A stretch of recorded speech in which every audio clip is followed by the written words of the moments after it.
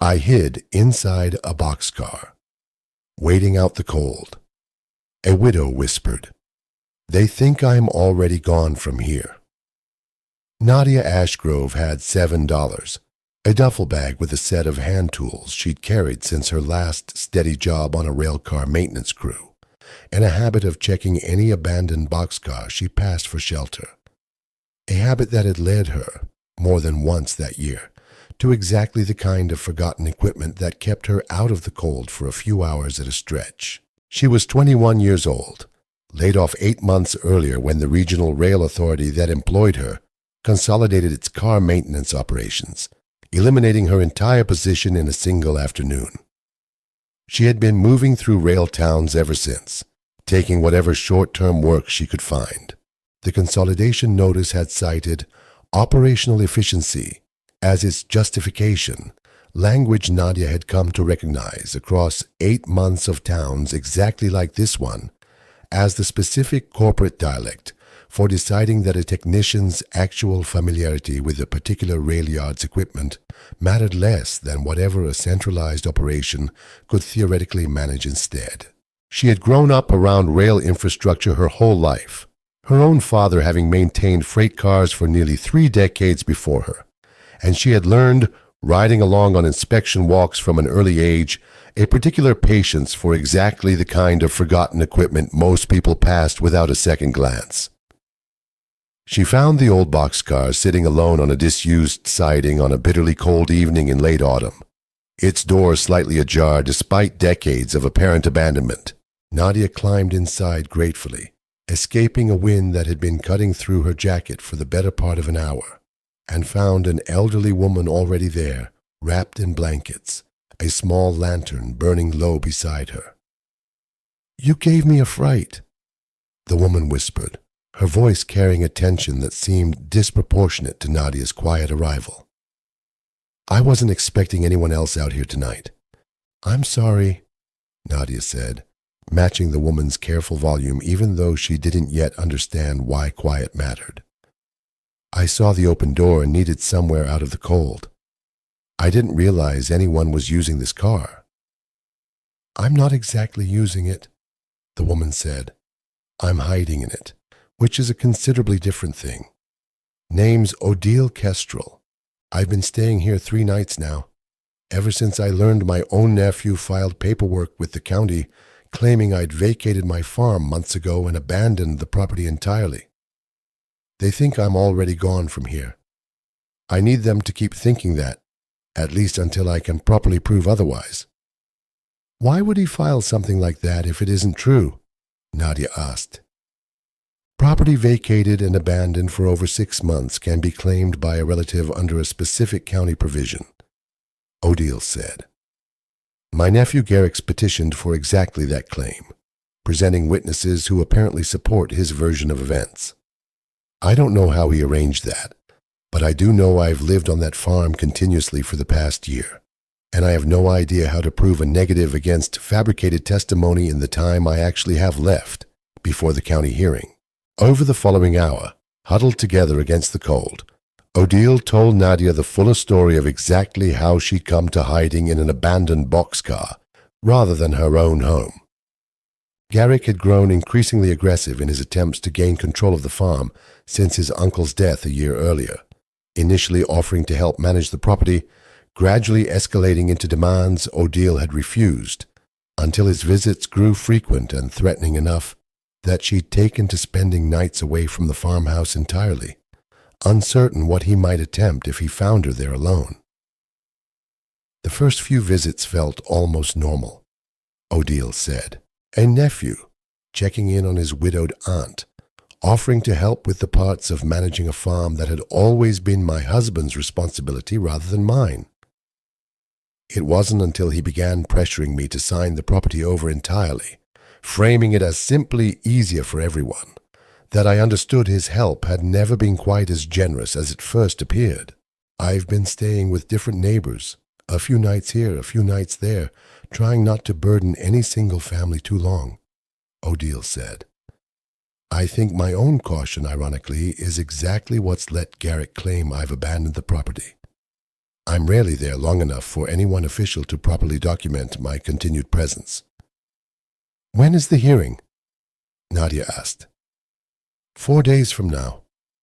Odile said, I need witnesses willing to testify I've genuinely maintained continuous residence, and I need some kind of documentation beyond simply my own word against whatever fabricated testimony Garrick's arranged. That's a considerably tight window to gather anything formal, Nadia said. But I don't think it's impossible. Do you have any receipts, any records at all, from the past several months that might help establish a pattern? Some, scattered across whichever bag I happened to be carrying at the time, Odile said.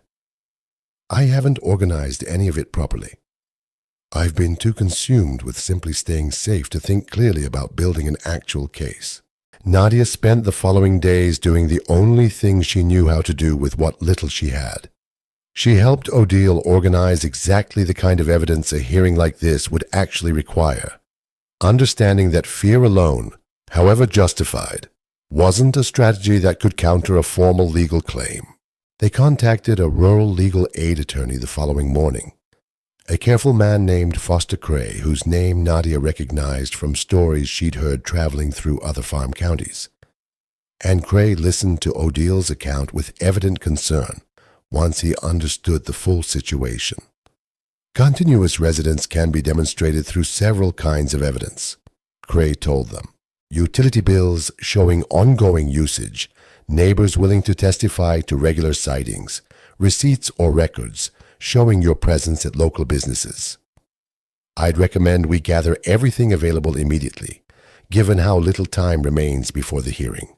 Nadia and Odile spent the following 2 days compiling exactly this evidence, visiting the general store where Odile had purchased groceries weekly, the post office where she collected mail regularly, and speaking with 3 separate neighbors willing to formally testify that Odile had never once, in the year since her husband's death, actually vacated the property for any extended period. I've seen her at that farmhouse every week for the past year. One neighbor, a rancher named Otis Pruitt, told Cray directly. I don't know what Garrick's witnesses are claiming, but I'd be glad to testify under oath that his version doesn't match what I've personally observed. It was while reviewing utility records at the county office that Cray discovered something considerably more significant than simple usage documentation, a formal complaint Garrick had filed against the utility company 2 months earlier, requesting they discontinue billing to the property based on his own claim that it stood vacant, a request the utility had apparently begun processing before Odile's own continued payments contradicted his account entirely. This shows a documented pattern of your nephew actively working to manufacture the appearance of abandonment, rather than simply observing something that happened to be true, Cray said. That's considerably more damaging to his petition than simple contradicting testimony. It suggests deliberate fraud rather than an honest misunderstanding. He tried to have my own utilities cut off to help support a lie he was already planning? Odile asked, her voice tight with a fresh wave of disbelief. That's precisely what this document suggests, Cray said. I intend to present it exactly that way at the hearing. The hearing proceeded 4 days later as scheduled, and Cray presented both the neighbor's testimony and the utility complaint discovery with methodical precision, painting a picture of deliberate fraud that left Garrick's own attorney struggling to maintain his client's original narrative. Odile sat beside Nadia through the entire proceeding, her hands clasped tightly in her lap, watching each piece of evidence presented with the particular held breath of someone whose entire home hung on the outcome. Your own client filed a complaint attempting to discontinue utility service to a property he now claims was already abandoned, the county judge observed, reviewing the evidence directly. I find that considerably difficult to reconcile with a genuine good-faith belief that the property had been vacated naturally, rather than a deliberate attempt to manufacture exactly that appearance. Garrick's own attorney offered little further defense, the utility complaint's timing leaving no reasonable alternative explanation for his client's actions. and the judge's ruling, when it came, arrived with a firmness that left no ambiguity about the petition's ultimate fate. The judge dismissed Garrick's petition entirely, formally confirming O'Deal's continuous ownership and residence, and referred the utility complaint discovery to the county prosecutor's office for potential fraud investigation. I don't know how to describe what it feels like, after days of hiding in a cold boxcar, convinced I might lose everything to my own nephew's manufactured claim, to finally have a judge confirm plainly that the farm remains mine. O'Deal told Nadia, once the hearing's outcome was confirmed. I'd nearly convinced myself that fear alone would cost me my whole home, regardless of how unfair that loss would have actually been. You didn't lose anything, Nadia said. You simply needed the right evidence gathered quickly enough to prove what was already true. Nadia stayed on at the farm through that winter and the ones that followed, the boxcar that had first given her an evening's shelter, and O'Deal an evening's refuge, becoming gradually something closer to a shared memory than either of them had expected when a stranger first climbed into the middle of somebody else's fear. She spent that first year helping O'Deal manage the farm's own ordinary needs, work that had gone neglected during the months of fear and displacement Garrick's harassment had caused, and gradually took on a more permanent role as the property's caretaker once O'Deal's own confidence in staying settled properly returned. Garrick did not attempt further contact, the fraud referral apparently convincing him that whatever remained of his claim wasn't worth the additional legal exposure continued pursuit would invite. O'Deal began sleeping through full nights again that winter, Nadia noticed, no longer startled awake by every unfamiliar sound outside, and the two of them settled into an easy rhythm together. Nadia restoring sections of the farmhouse that months of O'Deal's own displacement had let slip, while O'Deal taught her, in turn, the particular history of a farm she'd fought so hard, in the end, to prove she'd never actually abandoned. My husband would have been glad to know the farm stayed exactly where it belonged, O'Deal told Nadia one evening, the two of them sitting together in the farmhouse kitchen, warm and well lit in a way that felt, finally, entirely safe. He always said this land was never really about ownership on paper. It was about who actually showed up to care for it, year after year, whatever anyone else eventually tried to claim. I think you proved that better than any paperwork could, Nadia said. A year of quietly showing up, even while hiding from your own nephew's threats, mattered more in that hearing than anything he tried to manufacture against you. Nadia wrote to her own father that winter, describing the boxcar and the whole strange sequence of events that had led a routine search for shelter to become, in the end, exactly the kind of steady purpose she'd feared she might never find again after the consolidation ended her own rail career.